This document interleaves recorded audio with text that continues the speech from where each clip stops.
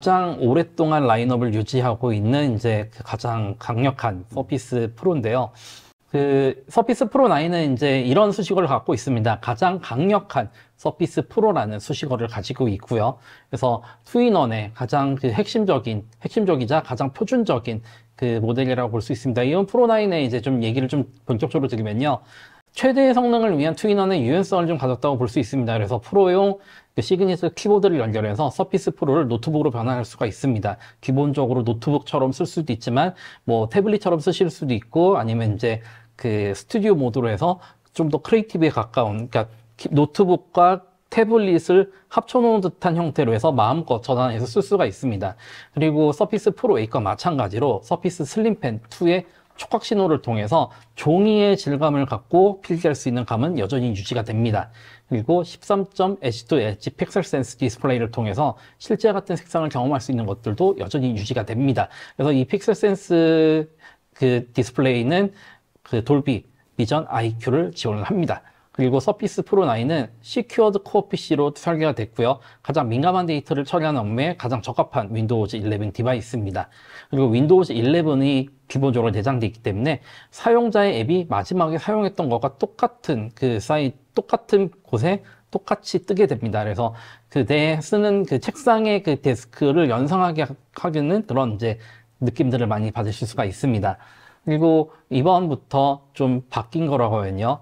서피스가 프로 X라는 제품이 있었습니다. 그래서 인텔 말고 퀄컴, 스냅드래곤 기반의 마이크로소프트 SQ 프로세서가 있던 이제 모델이 있는데 이번에 별도의 라인업이 아니라 서피스 프로의 라인업으로 완전히 통합이 됐습니다. 그래서 서피스 프로 9은 인텔 모델과 그다음에 그 스냅드래곤, 마이크로소프트 SQ3의 모델이 두 가지가 나눠져 있는데요. 그래서 두 가지 용도에 맞도록 두 가지 프로세서를 선택을 하실 수가 있습니다.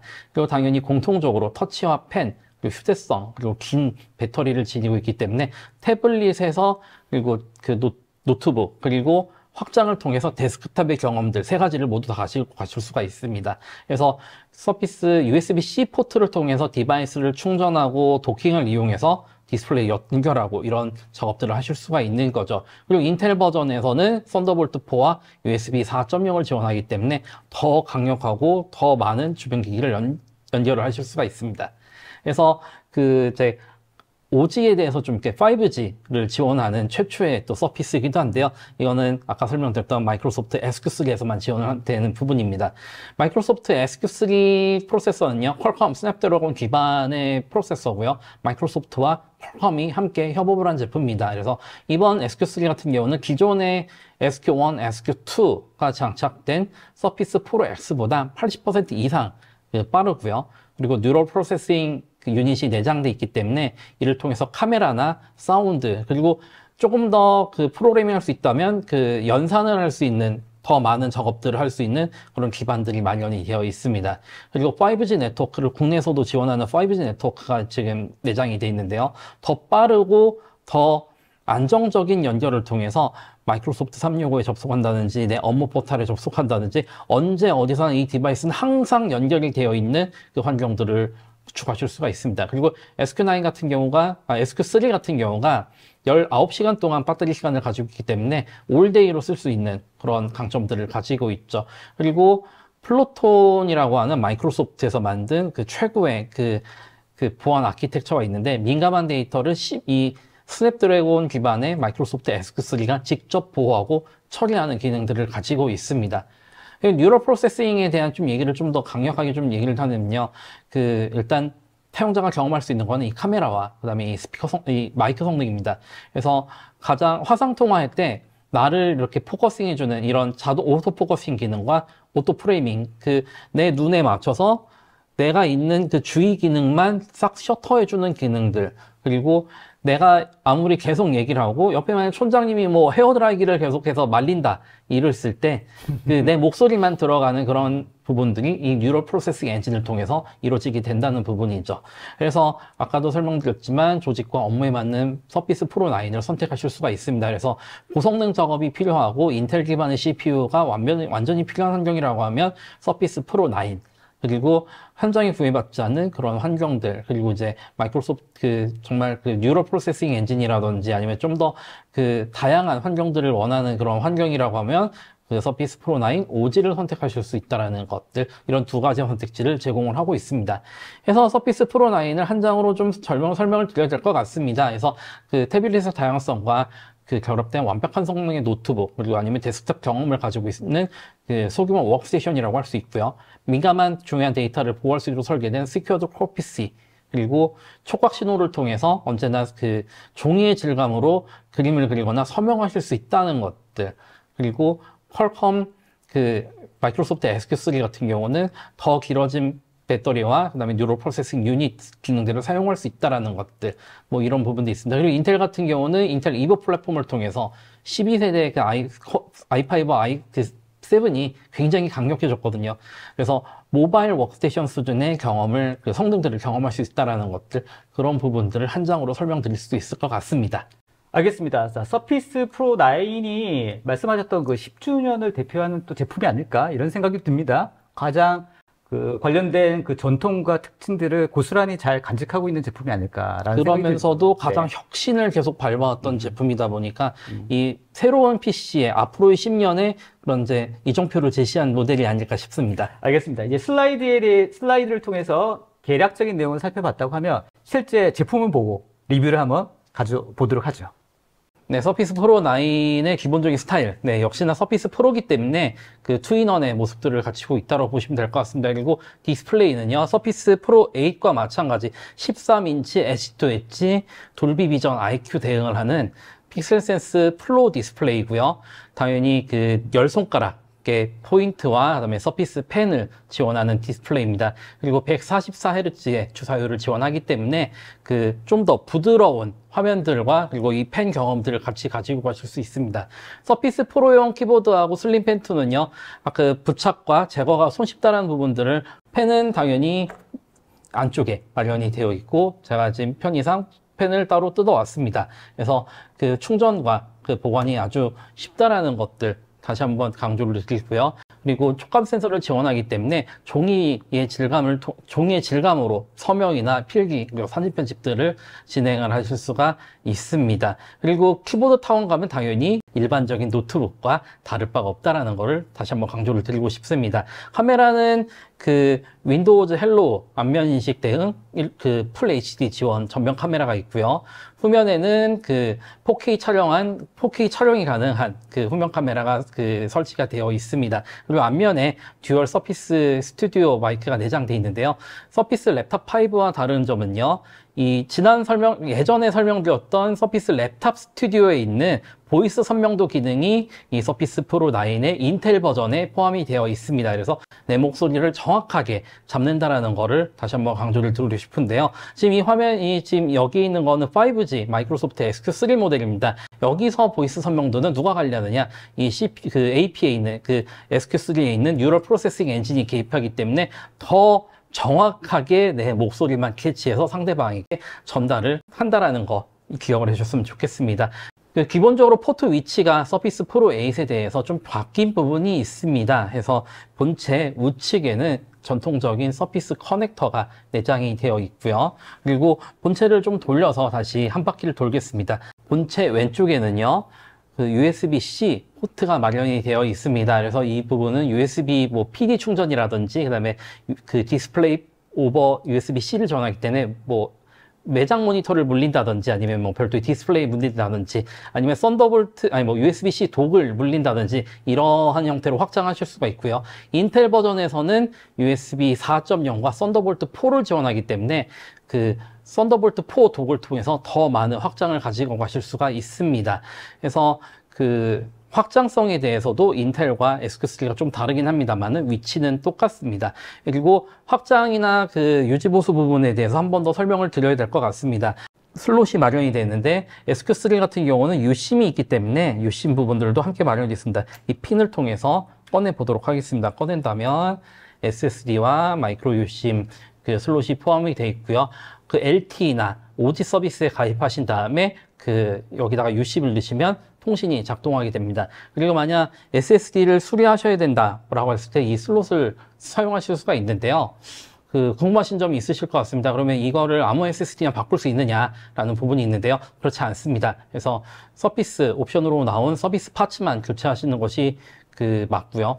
임의로 SSD를 교체하시거나 뭐 이럴 때 파손되거나 이런 문제가 생기게 되면 그 보증이 제외될 수 있다라는 거, 이 부분을 조심하시기 바랍니다. 인텔 버전도 그 슬라이드를 열면요, 슬롯이 마련이 되어 있는데 매우 강력한 자력입니다. 그래서 별도로 SSD 커버가 마련이 되어 있습니다. 다시 한번 강조드립니다만은 임의의 SSD를 사용하시면 안 된다라는 점 다시 한번 말씀을 드리도록 하겠습니다. 전원 버튼도 위치가 바뀌었는데요. 양 사이드에 볼륨 버튼과 전원 버튼이 있던 부분이 요 위쪽으로 옮겨져 있습니다. 그래서 이 기존 서피스 프로 7 플러스까지 쓰셨던 그 유저분들은 그 버튼 경험은 동일하게 가져갈 수 있다는 겁니다. 포트 위치를 바꾼 거에 대해서 호불호가 좀 갈리는 부분들도 있습니다. 해외 리뷰에서는 뭐 이게 잘 바꿨다 아니면 왜 바꿨냐라는 그 반응이 있는데요.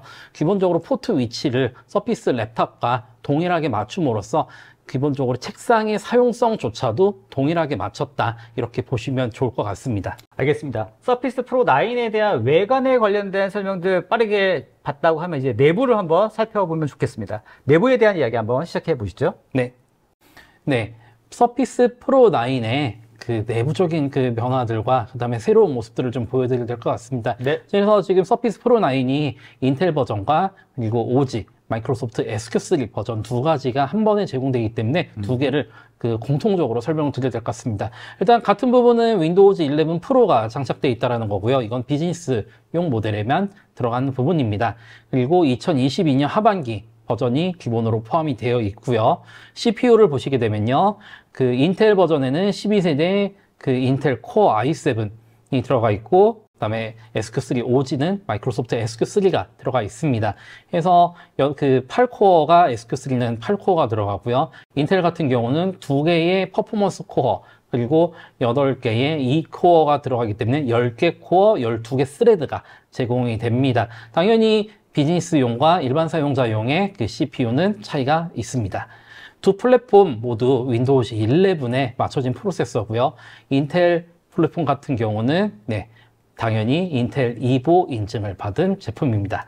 그래서 그 와이파이 6에 대한 얘기를 안 드릴 수가 없는데요. 단순히 와이파이 6만을 제공하는 것이 아니라 와이파이 6 2를 제공합니다. 그래서 퀄컴 그리고 인텔 모두 와이파이 6를 지원하는 칩셋이 달려 있고요. 지금 여기 스튜디오에는 와이파이 6 연결로 연결이 되어 있습니다. 그래서 유선에 가까운 속도를 낼 수 있다는 것은 여전히 동일합니다. 그리고 와이파이 6E 같은 경우는요, 6GHz 대역의 채널을 쓰기 때문에 그 5GHz 대역의 그 채널이 혼신된 지역에서 좀 더 잘 사용할 수 있는 거죠. 다만 그 AP가 많이 없습니다. 그래서 공유기나 이제 뭐 그 통신사 모뎀들을 사용하시는 경우가 많을 텐데요. 당연히 기본적으로 사용하실 수 있다라는 거, 이 부분을 좀 강조를 드려야 될 것 같습니다. 그리고 OG 버전에 대해서는요, LTE하고 OG를 사용할 수 있기 때문에 그 심카드만 그 준비하시고 그 통신사 가입을 하시면요, 바로 연결을 하실 수 있다라는 거 다시 한번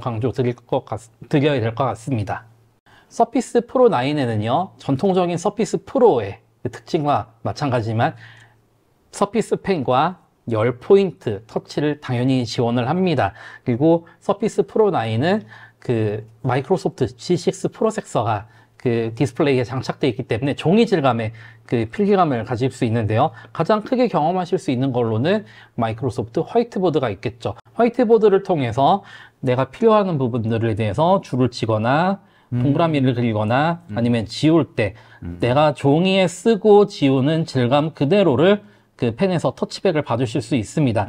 그리고 10개의 그 터치를 지원하기 때문에 내가 필요하다고 하면 줄이고 늘리고 돌리는 것까지도 한 번에 가능하다라는 거죠. 그리고 때에 따라서 줄을 대고 긋는 것까지 이 손과 펜을 한 번에 사용할 수 있는 이런 장점들을 가지고 있습니다. 종이 질감 같은 경우는 실제로 한번 경험을 해봐야지 그 느낌을 알 수 있을 것 같은데요. 맞습니다. 그래서 서피스 프로 8, 프로 9 그리고 서피스 랩탑 스튜디오에서 경험할 수 있기 때문에요. 가까운 곳이나 아니면 친구분들 중에 사용하시는 분들이 있다고 하면 한번 만져보시는 걸 권장을 드리겠습니다. 그리고 가장 큰 부분이 뭐가 있겠습니까? 바로 사용할 수 있다는 거죠. 그래서 이 윈도우즈 키나 마우스보다 손가락이 먼저 메뉴에 가는 이런 부분들도 당연히 경험을 하실 수가 있습니다. 네, 배터리 부분에 대한 설명이 좀 추가로 좀 필요할 것 같습니다. 당연히 이제 인텔 i5 기준으로 인텔 모델은 최대 15.5시간, 마이크로소프트 SQ3 5G 모델은요 최대 19시간을 쓸 수 있는데, 이 기준은 일상적인 작업을 했을 때 최대로 배터리를 사용했을 때 시간입니다. 그리고 이제 이를 좀 더 개선하기 위해서는 충전을 필요할 때마다 바로바로 해주는 것이 좋은데요. 20%에서 80%까지 고속 충전 당연히 랩탑 5와 함께 지원을 합니다. 50분에서 1시간 이내로 충전이 되고요. 배터리 사용을 적절하게 분배해서 하루 종일 사용할 수 있다는 것을 다시 한번 강조드리고 싶습니다. 그리고 탄소 배출 관련된 부분이 최근에 대두되고 있는데요. 이렇게 전원 및 배터리 부분에 대해서 화면 낮추는 부분이라든지 탄소를 줄일 수 있는 아이콘과 함께 필요한 절전 메뉴들을 소개해주고 있습니다. 이를 통해서 전체적인 전력 소비 또한 절약하실 수가 있습니다. 그리고 충전은 서피스 커넥터를 통한 서피스 충전기뿐만 아니라 서피스 독, 그리고 USB-C 포트를 통해서 USB PD 충전기를 사용할 수 있습니다. 당연하게도 많은 그 전기적인 그 충격과 위험을 방지하기 위해서는요, USB-C를 사용하실, 그 PD 충전기를 사용하실 때는 접지를 지원하는 접지 충전 어댑터를 쓰시는 것을 권장을 드리겠습니다. 네, 이제 마이크로소프트 SQ3 프로세서의 뉴럴 프로세싱 유닛의 성능에 대해서 직접 보여드리고 싶은데요. 지금 가장 느끼실 수 있는 거는 카메라 부분에 대한 그 프로세싱을 좀 여러분께 알려드리려고 합니다. 자, 그럼 이제 간단하게 카메라 앱을 제가 켰고요. 설정에서 제가 오토 프레이밍 기능을 켜겠습니다. 오토 프레이밍을 ON 하겠으면요, 제가 얘기하고 제가 이제 조금 움직일 때마다 저의 인사이드 대해서 저를 지금 추적을 하고 있습니다. 그래서 옆으로 움직여도, 너무 많이 움직여도, 자, 그 카메라 화각 안에서는 다 이렇게 확대를 하고 축소를 하고 이런 과정들을 겪는 거죠. 자, 그럼 여기서 사람 한 명을 제가 추가해 보도록 하겠습니다. 저희 인사이트 된 이 상태에서 촌장님을 잠깐 모시도록 하겠습니다. 와, 이렇게 하면, 네, 자, 그러면 투샷으로 바로 잡는 거죠. 아, 여기 맞게 화면이 자동적으로 이렇게 비율이 조정이 되는군요. 그렇죠. 가상의 카메라맨이 이제 카메라를 들 듯한 그런 느낌을, 이 프로세싱을 받으실 수가 있습니다. 네, 조금만 뒤로 가면 이 뒤로 간 만큼 저희들도 이렇게 프로세싱이 되고요. 자, 그렇죠. 저희들에 맞춰갖고 확대하고 이런 잡는 작업. 그렇죠. 이게 다 그 마이크로소프트 SQ3의 파워입니다. 여기서 끝나지 않습니다. 자, 그럼 이제 오토 프레이밍을 잠깐 제가 끄도록 하고요. 아이 컨택트를 마치게 되면 저한테 마치게 지금은 폭넓게 포커싱이 잡히지만 이제 좀 환경에 따라서 저만 좀 더 집중해서 포커싱 잡아주는 기능이 하나 더 있고요. 그리고 배경 셔터 기능, 배경 효과 기능에 대해서 키게 되면요, 표준적인 흐림과 세로 방향 이제 슬그머니 흘러가게끔 하는 이런 효과들을 얻을 수 있는데요. 줌이나 웹엑스 그리고 마이크로소프트의 마이크로소프트 팀스에서 배경이나 아니면 이제 배경 흐리기, 이런 여러 가지 기능들을 쓸 수 있는데, 소프트웨어적으로 처리하다 보니까 이렇게 자연스럽게 손이 따지거나 이러지 않습니다. 제가 손을 만약 이렇게 했을 때 제 손 여기에 이제 엣지가 무너지죠. 그렇죠. 엣지가 무너지거나 아니면 배경이 씌워지거나 이런 부분이 있습니다만은 되게 깔끔하게 떨어집니다. 네, 맞습니다. 네. 자, 이걸 켜놓고 마이크로소프트 팀즈 아니면 웹엑스의 배경 씌우기나 배경 제거 기능을 함께 쓴다면 어떤 효과를 얻을까요? 확실한 배경 제거 효과를 얻으실 수 있는 겁니다. 그래서 이런 식으로 해서 미팅들을 진행하실 수 있는 것도 다 마이크로소프트 SQ3의 프로세싱 능력이라고 할 수 있습니다. 오늘 데모에서 환경상 마련하지 못한 것들 중에 카메라뿐만 아니라 마이크에 대한 성능에 대해서 포커싱 기능이 있는데요. Recording right now and voice focus is turned. So this is off. Hearing everything. Oh, you sound amazing. There you go, buddy. Now I'm going to turn voice focus on. Okay, keep talking. And that's pretty amazing. You are. So now voice focus is on. Correct. So in theory, you can't hear the. Correct.